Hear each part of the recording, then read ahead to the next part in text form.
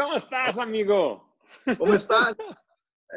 ¿Cómo va todo, Así, qué felicidad.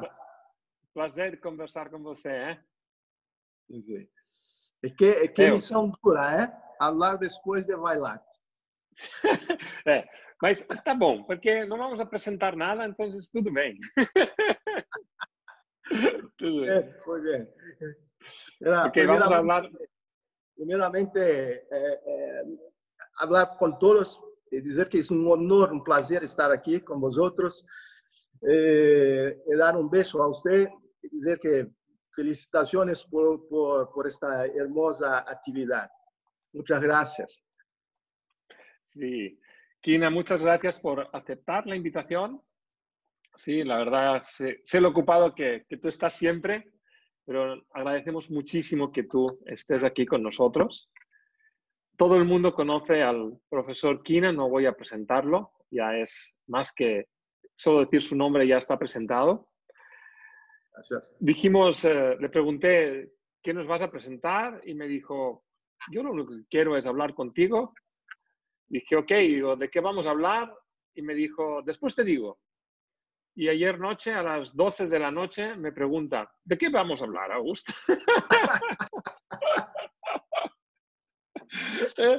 Entonces, digo, si hemos llegado hasta aquí sin saberlo, no creo que sea muy importante. Verdad, estamos aquí mucho más por la reunión entre nosotros para dar un poco más, tal vez, de alegría a las personas y decir que estamos bien todos, que vamos a salir muy bien de esto todo, ¿no? Pero sí, yo creo que podemos hablar un poco de lo que sabemos hacer o pensamos que sabemos, que es la restauración. acreditamos, ¿eh? Cuanto más asiste las lives, más creo que yo no sé nada. Verdad, ¿eh? Verdad. Verdad. Entonces, ¿qué quiere hablar, Kina? Podemos hablar un poco sobre la selección de los materiales, ¿no? Que había pensado ayer anoche, la medianoche de usted, pero para nosotros era muy temprano. Muy bien. Estamos hablando mucho a respecto de las restauraciones cerámicas hechas en Cape, ¿sí? Ese es el asunto del momento para materiales cerámicos. O que estamos vendo es que hay hasta mesmo una competencia en quien consegue hacer las restauraciones más delgaditas, ¿sabes? Estas restauraciones. Pero la primera cosa que me viene en la cabeza es que, ¿sabes? Es contra la naturaleza de la cerámica ser fresada. La naturaleza de la cerámica, por ser una estructura cristalina, extremadamente dura, rígida, que va a caer en una máquina y ahora va a ser fresada, es muy duro para la cerámica. La vida de la cerámica no es fácil dentro de la máquina. Y eso induce y eso va a inducir a muchas grietas, a muchos problemas. Y ahora estamos a una competencia para ver quién fresa más delgado. Entonces, la primera idea que yo tengo está en las medidas de lo que queremos hacer, ¿sabes?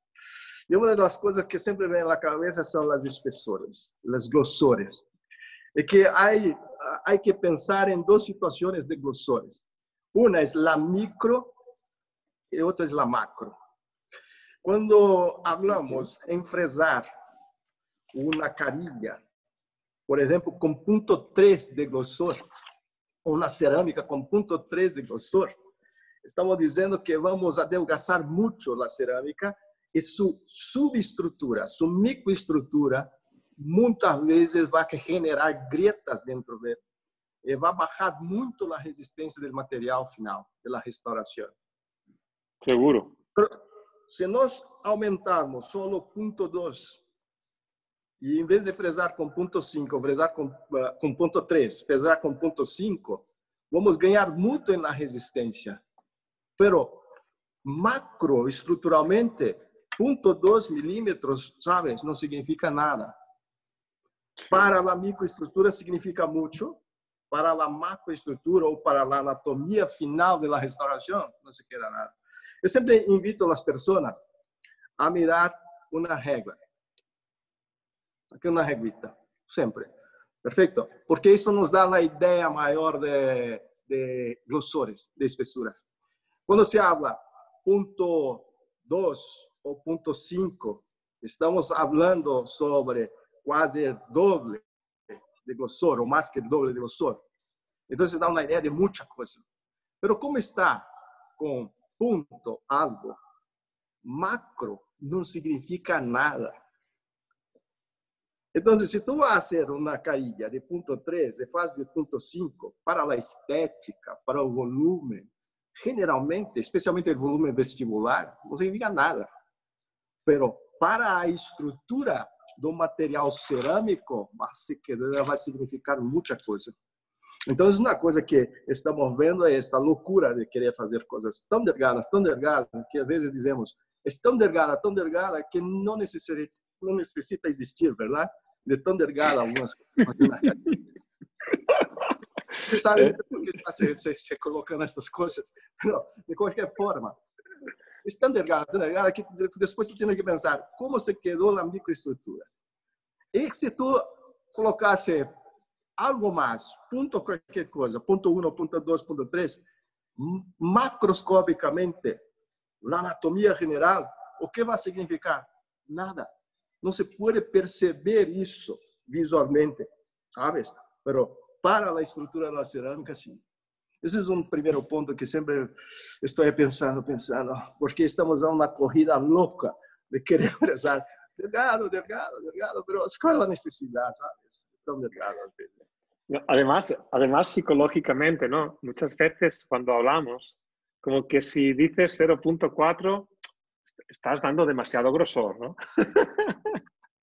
Ha de ser por debajo de 0.4, 0.3, 0.2. ¿no? Sí. Pero pues, yo hago con punto 1, soy héroe, ¿eh? Eso. Y algo interesante que a veces vemos, ¿no? Que hablamos de 0.2, 0.3 y hablamos de color. Cuando tú con 0.2 o 0.3 no tienes ningún poder sobre el color, ¿no? El color es el que tiene el poder sobre ti, el color de la preparación, ¿no? El color del sustrato. Se queda gris, tú sabes quién es el culpado, ¿no? Es tú. Yo tengo que pagar. Siempre en prótesis, si hay que tener un culpado, debe ser el técnico. ¿no? Yo no tengo dudas de eso. Estoy de acuerdo contigo. No es culpa de la cerámica, es culpa del técnico. Los técnicos estamos habituados a ser culpables. ¿no? Kina, ¿y qué opinas tú del circonio? Mira, el circonio es un material que me trae muchas dudas. ¿no? ¿Sí? Es un gran material, sin duda es un gran material, pero ainda algunos problemas que precisamos arreglar en el material, ¿no? Especialmente por conta de la fase que trabajamos la zirconia en prótesis dentarias, que es la fase tetragonal. La fase tetragonal aún no conseguimos dominar 100% su estabilidad y hay mucha transformación de fase en nuestras restauraciones, o que faz com que tengamos que tomar alguns cuidados a respeito deste material zircônio. Pero funciona muito bem quando dominamos o material, pero temos que entender que o domínio da técnica de zircônio é dura, não é fácil. Não é simplesmente ver o resultado da cerâmica, uma belíssima prótese de zircônio. É entender sua estrutura, o que estará passando ao largo de uma vida desta restauração e como dar a estabilidade deste material, sabes? Então, isso é um problema. O zircônio é um bom material. Eu creio que a cada tempo que passa, estamos aprendendo mais com o zircônio, pero, sabes, do outro lado, há outras cerâmicas que vêm trazendo grandes resultados. Hoje o domínio sobre silicato de lítio, sobre leucita é muito grande. y tal vez Sí. venga sustituyendo muchas de las indicaciones de la zirconia por estas otras restauraciones. ¿Sabes? Sí, Eso es que...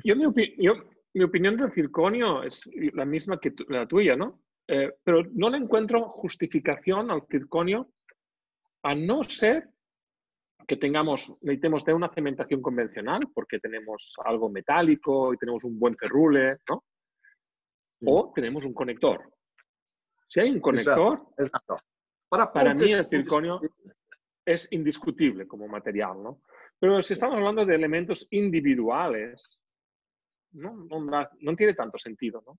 No tiene Sí, tanto sentido. verdad, verdad. Yo pienso, aunque es cierto lo que dices, hoy tenemos el primer circonio en el mercado, ¿no? Que es multilayer, pero es multilayer real, no es óptico, ¿no?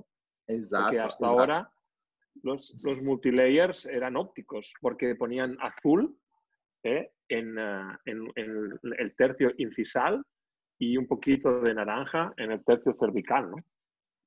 Sí, sí. Entonces, estas, ¿todo bien? Sí, me Estas estás nuevas, hablando del volumen. el volumen, no sé, No, ¿cómo no, está? creo que el volumen es el mío, no el tuyo. ¿Es el mío? Ok, ok, ok. Mira, yo, las nuevas zirconias, los nuevos zirconias que yo tengo hecho investigación, esses multilayers têm se apresentado de forma espetacular no sentido estético, sí. Isso é uma verdade. Sí. Sí, tiene dado excelentes resultados. O que va a dar a nosotros la oportunidad de, a partir de este, yo creo que ya algún tiempo, pero cada vez más firme la idea de trabajar con las estructuras de cualquier cerámica no sentido monolítico, que Sí. es la idea. Yo sé que quien trabaja con cerámica hay una pasión por la estratificación. Hay una pasión, sí. Pero si vamos a pensar realísticamente hoy en estructuras de cerámica, estamos hablando de una era nueva, que es la era monolítica. Que vamos a trabajar con estructuras de cerámica que tienen mucho más resultado de resistencia, tienen mucho menos defectos estructurales y especialmente va a dar condiciones a todos trabajarem de forma muy homogénea, tanto con la resistencia cuanto la estética de las restauraciones. Porque para ter un técnico como tú, que es extremamente habilidoso, es un artista fazendo estratificación, demora mucho. No es fácil, tú sabes, tú das clases, no es fácil elaborar un técnico, criar un técnico que tenga habilidad de estratificação. E o mundo todo precisa fazer restaurações. Quando se trata de monolíticos, aprender a fazer esculturas, tanto com cera como com o ratón, hacer a maquiagem, torna uma técnica mais sencilla, permite a mais pessoas conseguirem grandes resultados. Então, aunque somos apaixonados por uma restauração com estratificação, a ideia é permitir que tudo se quede cada vez más fuerte y más bonito con estructuras monolíticas. Eso sí pienso yo. Sí, sin duda, ¿eh? Pero yo pienso que esto está sucediendo porque es la primera vez en la historia que el concepto estético del mercado, ¿no? De los pacientes, coincide con el producto final de la industria. Hasta Sí, ahora no existía esta posibilidad, porque el concepto estético era hacer dientes con aspecto muy natural, ¿sí? sí, Exagerábamos los efectos de la naturaleza, ¿sí? Y la industria no te generaba un producto que te diera esa capacidad. Claro, cada vez el concepto estético huye más de lo que es el ejemplo natural, porque huye, un diente blanco, liso, sin translucidez incisal, no es un diente natural, ¿sí? Y la industria te genera este producto, ¿no? Entonces, gracias a esta convección, ¿no? Esta unión, ¿no? De los dos criterios, es que el monolítico alcanza un protagonismo. Pero también hemos de pensar que el monolítico no se puede hacer todo. En monolítico sí, hemos de estar siempre pensando en hacer trabajos grandes. Cuando hacemos un central, dos centrales, o un lateral y un central, cosas pequeñas, el monolítico es muy complicado de controlar, ¿no? Sí, Entonces, ahí sí, ainda totalmente traz de algumas acuerdo, ¿no? limitações, não? Traz algumas limitações ¿Perdón? para criar alguma, ainda cria algumas limitações para generar alguns efeitos del diente. Yo Sí, comprendo. totalmente, Sí. totalmente. Pero, Es muy importante que los odontólogos entiendan esto, porque hoy estamos en un momento que es muy crítico para el técnico, porque nos están mandando preparaciones, como hablabas tú antes, muy delgadas, con colores oscuros, quieren colores blancos, quieren hacer trabajos muy concretos de dos centrales, con monolíticos. Es muy sí, importante que vosotros, los profesores clínicos, los profesores odontólogos, pongan orden y que no olviden que la preparación es conseguir el espesor necesario para conseguir el resultado final. ¿Sí? La perfeito. preparación no significa no preparar, ¿no? Perfeito, perfeito. Exatamente. Essa é uma das coisas que insistimos sempre, que um tallado atualmente é simplesmente generar espaço e um R de inserção. Esse é um tallado para a restauração. Então, espaço está comandado especialmente por conta de los procedimentos adhesivos para estes padrões de estética. Então, o que queremos? Queremos que conseguir lograr um color, basicamente. E quando se habla hoje de sair de um fundo escuro para chegar a um diente claro, branco, precisa de X de espaço, precisa de um X de espaço. O que é ser minimamente invasivo em uma restauração? É conseguir este mínimo para conseguir lograr o resultado. Não é não talhar. Talhar ou não talhar é outra coisa. É ter espaço ou ter R de inserção, ácido de inserção. Isso que é o mais importante. Então, o que é ser minimamente invasivo? Se precisas de 0,5, precisa lograr 0,5. Seja com volume de restauração, seja com talhado, para poder dar condições a quem vai elaborar a restauração fazer o resultado de color. Sem dúvida, sem dúvida. Esta coisa é um problema. Essa ideia de no prep, tem que saber muito sobre o que é um prep para selecionar o que é o caso no prep. Totalmente de acuerdo. Yo siempre digo que la endodoncia entra dentro de la odontología mínimamente invasiva. Porque a veces necesitamos mucho espacio. Sí, sí, exactamente, exactamente. Esto es así, ¿eh? Esto es así. Kina, sí. y, perdón, tú. No, por favor, si hay una pregunta. No, por favor, tú. Doctor, tú, adelante. No No, sé si hay preguntas. Como estoy hablando contigo. No, es que estaba hablando sobre la idea de los casos de endodoncia. Los casos de endodoncia tienen fatores interesantes. La primera factor de que resistência de estrutura, não? Da estrutura agora del tallado, não? Da estrutura dentária. Outra é o color.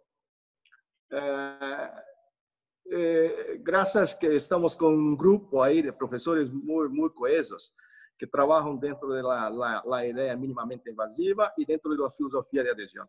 E sabemos hoje que estes dientes têm tanta resistência, têm uma resistência espetacular. A ideia de reforço com postes ou ter que fazer coronas completas porque o diente é endodonciado hoje já caiu muito por terra, não? Temos hoje uma ideia muito distinta, que o mais importante quando estamos trabalhando com estes substratos é conseguir generar os espaços. E se há muita destruição, o mais importante é entender se há um efeito de ferrugem ou não há efeito de ferrugem. E a partir dali, acabou-se. Estamos dentro de uma situação muito confortável para tratar esses dentes. Mas sem se olvidar nunca de que o espaço em setor anterior está muito, muito ligado ao color. Não é basicamente a resistência, porque a força oclusal em dentes anteriores vão estar trabalhando ao redor aí uns 15 hasta 30 ou 50 quilos milímetro quadrado. E isso faz com que se tu tienes um paciente que bruxa, por incrível que pareça, vá a uns 75 quilos. Hasta mesmo uma carilha de feldspato tem condições de suportar desde que não tenha erros técnicos. Então, vai suportar. ¿Sí? Se há um balance correto de las linhas de desoclusão e não há defeitos estruturais, não suporta. Então, o que temos que pensar sempre em dentes anteriores, seja com endodôncia, sem endodôncia, se está o critério de espaço para lograr el color y, por supuesto, la anatomía que tú quieres. Totalmente. Oye, Kina, ¿y tú cómo valoras esta nueva familia de cerámicas, ¿no? Que son las cerámicas con matriz acrílica, tipo Lava Ultimate, Enamic o Cerasmart? Ah, perfeito. Na verdade, não são novas famílias de cerâmica, são novas famílias de resina, não? De composite. São compósitos com grandes rellenos de cerâmica. Mira, es que el problema es que aún tenemos estos materiales siendo aglutinados, ¿entiendes? Aglutinar, compactados, presos, por cuenta de la matriz polimérica. Por tanto, hay un límite de relleno que podemos colocar. Entonces, continúa como un composite. Não é uma cerâmica, mas é espetacular, porque como continua como um composite, tem grandes indicações. E uma das grandes indicações é o setor posterior para estes materiais, porque tem como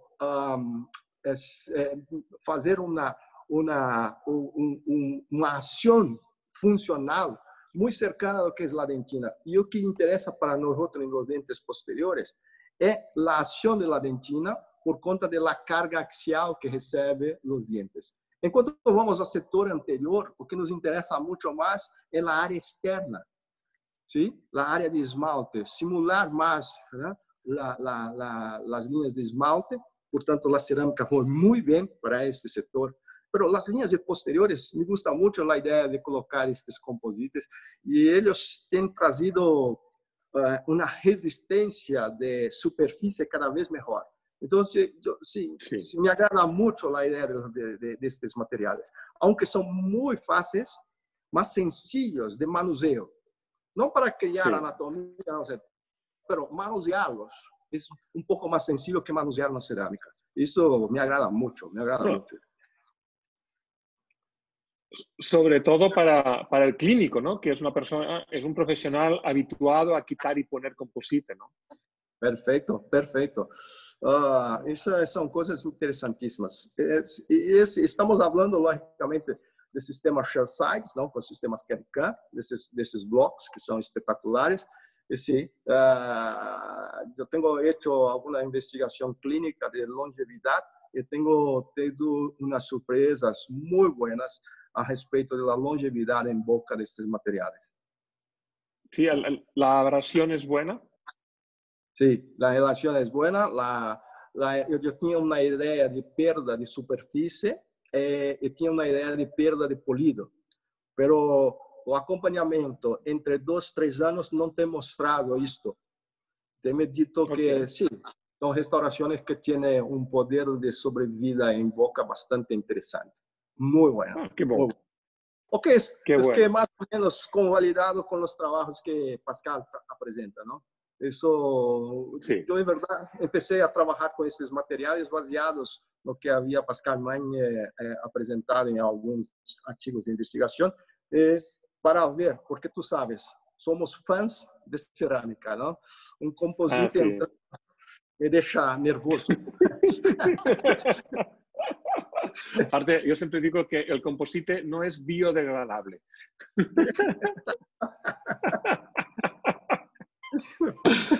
Kina, ha sido un placer hablar contigo. Sí, como siempre. Escucharte es un lujo, de verdad que sí. Muchísimas gracias. No, para mí es un placer. Me da un minuto solo. Esta semana fiz uma live junto com nosso grande amigo Ronaldo Irata. tú sabes, es otro hermano de Sí. sí. Y había dicho a él una cosa que es de la historia de Peter Pan, ¿no? Y que había un momento en que la hada, Tinkerbell, estaba Campanilla. desistindo de ser una hada. Sí, no quería más ser la hada. ¿Por qué? Porque nadie más acreditaba en las hadas. Entonces Peter Pan dice, a todas las crianças del mundo, por favor, vamos a aplaudir a Tinkerbell para que él tenga nuevamente la esperanza de que sí, la existe. Tenemos que aplaudir en este momento que sí, la humanidad existe. Que existe dentro de nosotros un niño que tiene esperanza y que todos nosotros vamos a salir de ahí, de este momento. ¿Cómo vamos a salir? Va a depender de nuestras creencias, lo que acreditamos. Nuestro grupo de amigos, fue un placer inmenso estar con ustedes. Un beso, Augusto. Un beso. Un beso muy grande, Kina. Muchas gracias por todo. Fue un gran placer.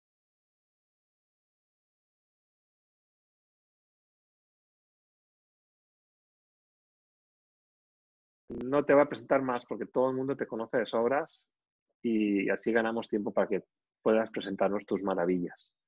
Muchísimas, No. muchísimas gracias por aceptar. Gracias. Muchas gracias, Augusto. Todo tuyo.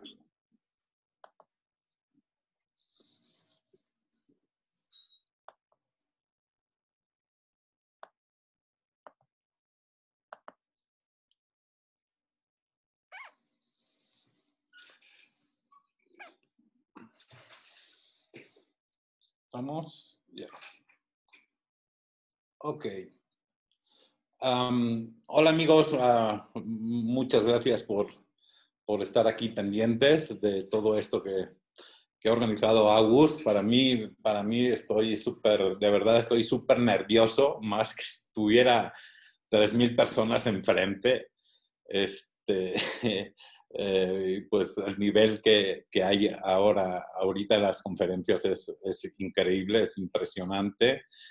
Y bueno, yo la verdad es que pues llegué esta mañana, pues no he dormido y llegué a armar la conferencia con unas fotos que apenas tomé la semana pasada. Y bueno, yo lo que les quiero mostrar un poquito es lo que a mí me hubiera gustado que me enseñaran cuando empecé.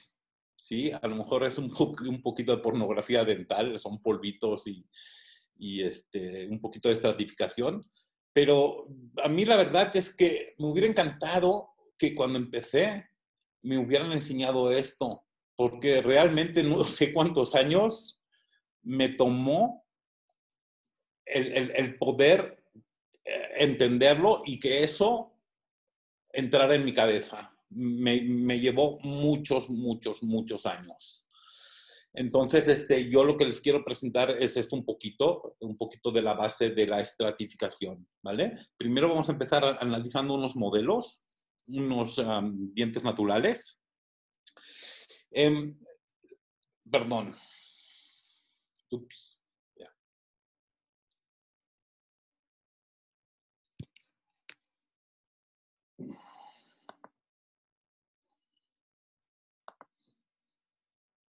Ok.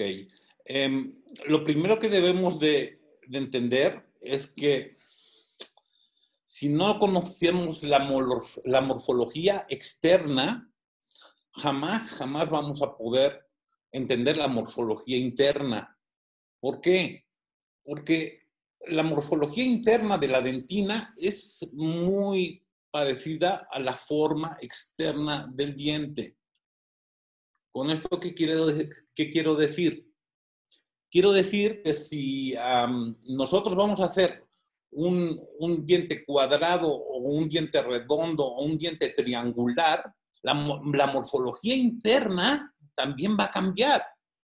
Entonces, no podemos establecer que vamos a hacer un diente redondo, por ejemplo, y después lo cambiamos por uno cuadrado. No, es un decir. ¿de acuerdo? Entonces tenemos que estar muy conscientes de lo que queremos para poder hacer un poquito esa morfología interna de la configuración dentinaria. En la parte superior, vemos, son los mismos dientes, arriba y abajo, lo único que los de arriba no tienen, no tienen esmalte, ¿de acuerdo? Entonces, básicamente, el diente natural, si lo vemos, tiene la dentina de cervical se va adelgazando hacia incisal. Y hay una zona que es en la mitad del diente donde ese cambio tan brusco sucede, ¿de acuerdo? Entonces, la dentina se va de estar muy gruesa a estar muy delgada. Y en el borde incisal, si pueden observar, en el diente sin esmalte, tenemos diferentes tipos de translucidez. No todo tiene la misma translucidez o la misma opacidad, ¿de acuerdo? Entonces, donde el diente se va haciendo delgado, entre el tercio cervical y el tercio medio, ahí el diente sufre un cambio repentino de valor, ¿de acuerdo? ¿Por qué? Porque lo que proporciona el valor básicamente es la dentina. Entonces, si hay un adelgazamiento repentino, lo que va a pasar es que el valor disminuya. Hay casos que se ve muy drástico y hay otros casos que se ve un poco más, más sutil, ¿de acuerdo? Pero eso es casi una norma, que lo tenemos que tomar como norma. Estamos equivocados al pensar que el valor está en el tercio medio. El valor siempre ha estado en el tercio cervical. Pues lo que pasa es que a veces confundimos lo que es el valor con la opacidad. ¿Qué quiero decir con esto? Pues si yo agarro una pastilla de opacador blanco, perdón, una pastilla de opacador gris, ya me estoy haciendo bola. Si agarro una pastilla de opacador gris, por ejemplo, y agarro una cerámica de color blanca, obviamente la pastilla de color gris, de opacador gris, es mucho más opaca que una pastilla de cerámica convencional. Entonces, tenemos que tener esto muy presente, que el valor y la opacidad sí se llevan, pero la cuestión es qué grado de opacidad, por ejemplo, tiene un blanco. Y eso obviamente es según el grosor de ese blanco y según la cantidad de pigmentos que tenga ese blanco. ¿De acuerdo? Aquí podemos ver otro detalle en la cara vestibular de estos dientes sin esmalte. Podemos ver cómo la dentina en el borde incisal hay zonas entre los mamelones que son más translúcidos. Esas zonas las vamos a hacer con esmalte. El esmalte en casi todos los sistemas es una dentina desaturada. Eso es lo que es el esmalte, una dentina desaturada. El problema es que muchas veces compramos un sistema y empezamos a trabajarlo y damos por hecho que los incisales o los esmaltes son para cubrir. Y no. Perdón, estaba tomando agua. Y no, entonces lo que ocurre es que cubrimos con los esmaltes cerámicos y eso obviamente al ser un poco, al tener casi la misma opacidad que la dentina, va a hacer que nuestras restauraciones luzcan como muertas, luzcan sin profundidad. Entonces tenemos que tener eso muy presente. Para cubrir vamos a usar translúcidos y para estratificar la dentina vamos a usar esos esmaltes. Y esta pequeña zona transparente o translúcida, muy opalescente, está entre la dentina y el esmalte. Es una capa transparente, es como una cutícula, ¿de acuerdo? Y bueno, eso que se ve transparente es la unión amelodentinaria, ¿de acuerdo? Fíjense, estos todos son restauraciones individuales. Más o menos la última es una carilla y un implante. Y yo, la verdad es que les estoy hablando con el corazón, ¿eh? A mí esto me llevó mucho tiempo entenderlo y ponerlo en la práctica, porque me da miedo de hacer dentinas pequeñas y que se me viera el fondo, que se me trasluciera, en fin. Entonces me da mucho miedo y siempre tenía la manía de hacer toda la cara vestibular con dentina y solo hacer un pequeño cortecito para dejar espacio para los translúcidos. ¿De acuerdo? Entonces, yo cuando empecé a entender todo esto es cuando pude lograr esto. Todos los trabajos de estos tienen defectillos, son mejorables, y en fin. Pero pues, han sido las veces que más me ha acercado, ¿de acuerdo?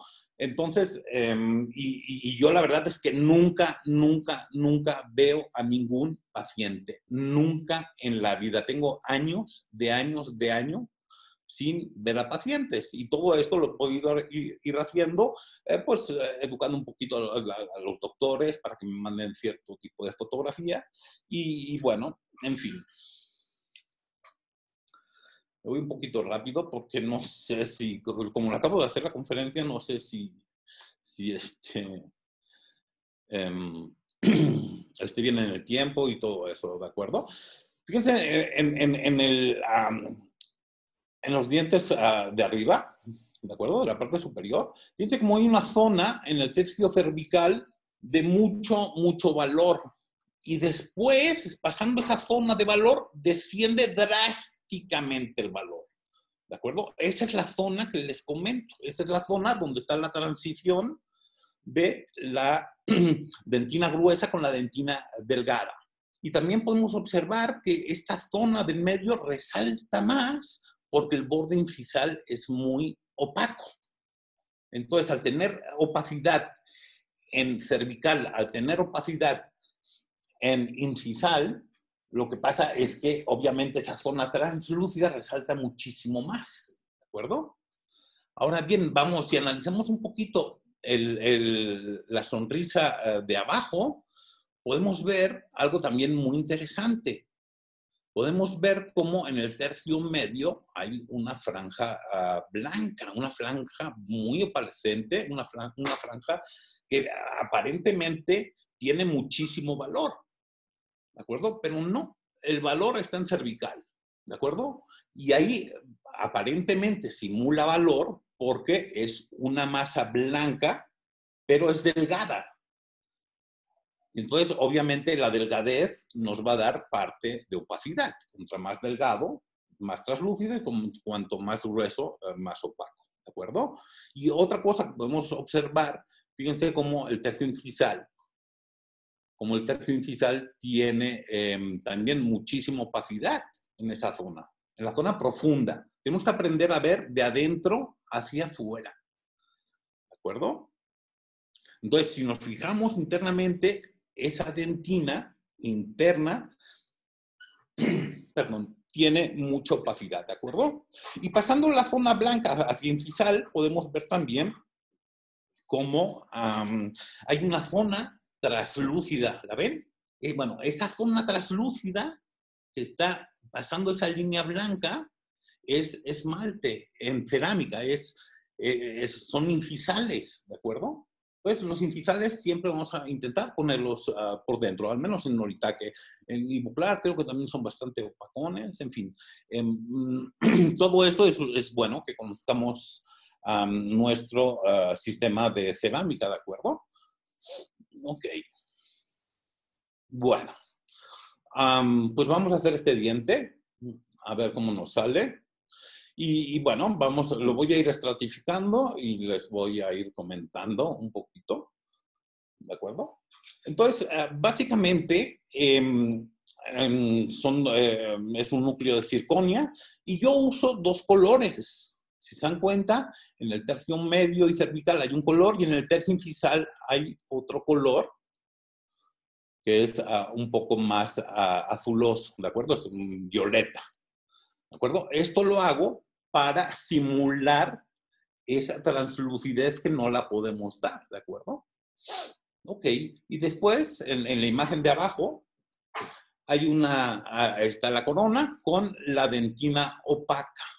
¿Cuándo pongo dentina opaca? Cuando hay mucho grosor de cerámica, voy a poner dentina opaca, ¿de acuerdo? Y también la suelo usar mucho cuando, bueno, mucho no, casi siempre, para mantener el valor. Allá hago una mezcla de dentina opaca normal con dentina opaca blanca y de esta manera yo controlo el valor en cervical horneada por horneada. Porque el valor es lo que más se pierde. El valor cuando estamos estratificando, lo que le pongamos encima de una dentina, el valor se va. ¿De acuerdo? Ya sean stain, ya sean translúcidos, lo que sea. ¿De acuerdo? Y bueno, en el borde incisal lo que hago es hacer la base de los mamelones con dentina opaca. Pues en la cocción de dentina opaca lo que voy a hacer va a ser proporcionar valor y hacer la base de los mamelones. ¿De acuerdo? Ok. Y después, bueno, me voy a la dentina, a la configuración dentinaria, como pueden ver en la parte superior. Esta solo es dentina, ¿de acuerdo? Y en la imagen de abajo pueden ver la dentina translúcida, ¿de acuerdo? Y fíjense en mesial y en distal todo el espacio que dejo. ¿De acuerdo? Necesitamos aquí todo esto, rellenarlo con translúcidos. ¿Ok? Vale. Y después lo que hago es poner un poquito en el borde incisal, ¿ven? Y en los proximales un poco de lo que vendría siendo esmalte. ¿De acuerdo? ¿Por qué lo hago en esta horneada? Porque así me evito dar otra horneada. Entonces tengo la dentina y la dentina translúcida, ¿de acuerdo? Y una parte de los esmaltes, tanto en mesial como en distal. Y un poquito me alargo en el borde incisal.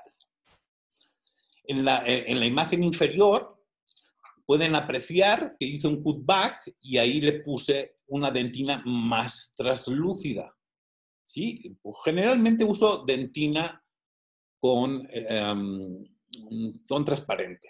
La misma dentina que estoy usando con transparente. ¿De acuerdo? Ok. Ok. De acuerdo. Ven, y ahorita ya lo voy a hornear. Y pues, si se dan cuenta, en las zonas interproximales aún yo tengo ahí ya un poquito de lo que vendría siendo el esmalte.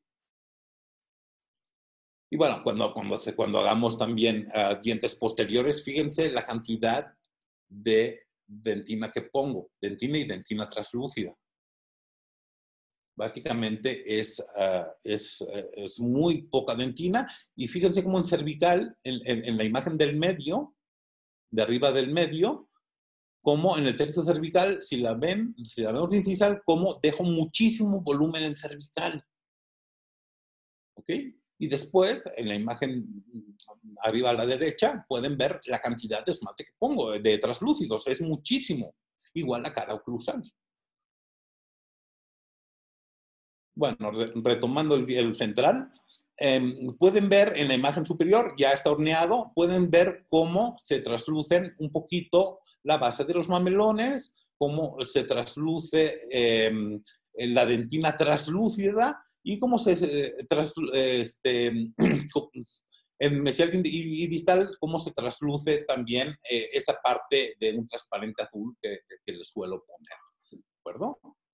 En la imagen de abajo podemos ver cómo hago el maquillaje interno. Lo primero que hago es ajustar el color. ¿De acuerdo? Entonces, por lo general, si me piden una 3, siempre me aclaro un tono. Por lo general. Entonces, bueno, aquí podemos maquillar los mamelones. Y en este paso, a mí me gusta que quede bastante translúcido en el borde incisal, porque si juego un poquito con los stains, lo que hago es bloquear la luz. Entonces, si tengo un exceso de translucidez, lo que voy a hacer es bloquear esas zonas translúcidas indeseables. Y así puedo yo también en mesial y en distal puedo delimitar muy bien mi dentina, simplemente causando ese contraste de opacidad que voy a darle con el stain y translucidez, que es estas zonas, estas paletitas de la cara interproximal. Ok, una vez que fijé los stains, lo que hago es hacer con una cerámica generalmente transparente, hacer esa unión amelodentinaria. ¿De acuerdo? ¿Para qué me sirve a mí esta capa transparente? Porque después, como pueden ver en la imagen de abajo, vamos a maquillar y entonces nuestros efectos nos van quedando tridimensionales. Los mamelones es muy curioso porque si nosotros le quitamos, percibimos en un diente extraído los mamelones muy fuerte y ponemos el diente en el ácido, cuando lo retiramos, cuando se deshace el esmalte, los mamelones se perciben completamente diferentes, ¿no? Si estamos tomando el color a una persona y hay un exceso de luz, los mamelones casi desaparecen, ¿sí? Lo que pasa es que como nosotros percibimos los mamelones, yo digo que es una imagen como holográmica, como un holograma. Están en el fondo en la dentina y por la refracción se proyectan hacia la cara vestibular de esa manera. ¿De acuerdo?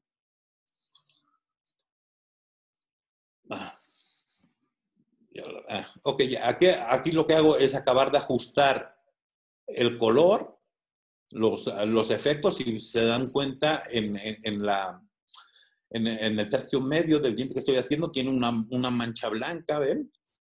Y todo esto lo puedo ir haciendo con stains, puedo ir delimitando, puedo hacer ahora las fracturas, ¿de acuerdo? En la primera maquillada lo que vamos a hacer va a ser maquillar los efectos de la dentina y en la segunda lo que vamos a hacer va a ser maquillar los efectos del esmalte. Entonces, bueno, pues ya una vez que eso lo fijo en el horno, pues ya le doy forma con diferentes translúcidos. Perdón. Le doy forma con diferentes translúcidos, hago el incisal, en las aristas pongo un poquito de masa opalescente. Entonces, bueno, pues el resultado final es el que están viendo ahorita. En fin, pues creo que fue muy rápido porque me daba miedo no alcanzar y bueno, como nadie me va a aplaudir, pues bueno. Yo te aplaudo. Gracias. Yo te aplaudo, Oriol. ¿Oriol? Gracias. ¿Me oyes? Sí, sí. ¿Sí? Ok. Yo te aplaudo. Sí. Oye, es alucinante cómo manejas el borde libre, ¿eh? De verdad que es alucinante. Gracias. O sea, para mí, cada vez que lo veo me quedo más impactado. Es impresionante. Gracias. Oye, tengo alguna preguntita. Me preguntan, sí. ¿Qué líquido usas para humedecer la cerámica? Yo uso el de Noritake, se llama Meister Liquid, ¿sí? Que básicamente es pues es agua con líquido de glaze o propilenglicol, ¿no? ¿Y lo usas puro o lo mezclas con algo? Sí. Bueno, este líquido pues, ya está listo para usarse. ¿De acuerdo? Es como si fuera agua con una mezcla de... Te da mucha plasticidad, mucho tiempo de trabajo. O sea, lo usas puro, ¿eh? Sí, puro, sí. Ok. Luego me preguntan, y aparte es una pregunta que hasta la podría haber hecho yo, ¿eh? En la cara palatina del grupo anterior, ¿qué es lo que pones detrás de este borde libre? Hago un halo incisal bastante grueso que abarque desde vestibular hasta palatino. Todo el borde incisal es halo. O sea, pero es halo significa ¿Qué le pones qué? Es cerámica de halo, que en este caso lo hice con dentina opaca, que suelo usar bastante dentina opaca para hacer el halo, y dentina mitad y mitad. Si queremos un poquito de color, usamos una dentina opaca más naranja, en fin. ¿Pero esto por detrás del borde libre lo pones, eso? Sí. Ok. O sea, hasta borde incisal y hasta arriba y haces el halo con eso. Sí, exacto. Ok, sí. Súper. Todo el plano incisal lo hago con eso, todo el plano incisal. Oye, la verdad es que manejas la técnica de maquillaje interno de forma espectacular. Muy Gracias. Oriol, muchas gracias. Sí, me das un beso amigos, muy grande a todos mis amigos quiero. mexicanos. Por favor. Cuídate mucho. Gracias, un beso. Gracias por Adiós, todo. Oriol.